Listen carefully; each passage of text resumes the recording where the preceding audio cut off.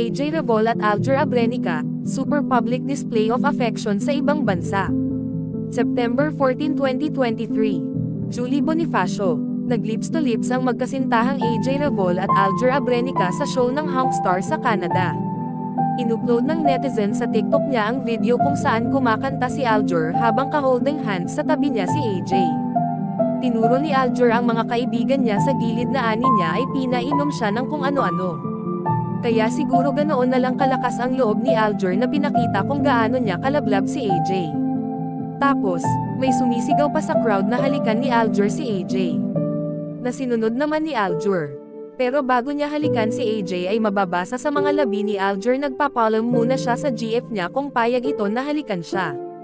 Pagkatapos ay makikitang tumango si AJ sa mga sinabi ni Aljur. At saka nag-lips to lips na sila in front of madlang people. Chika pa ni Aljur habang nagpe-perform, first out of the country daw ni AJ ang pagsama ng kanyang GF sa kanya sa Canada. Hanash ng netizens, in love na in love.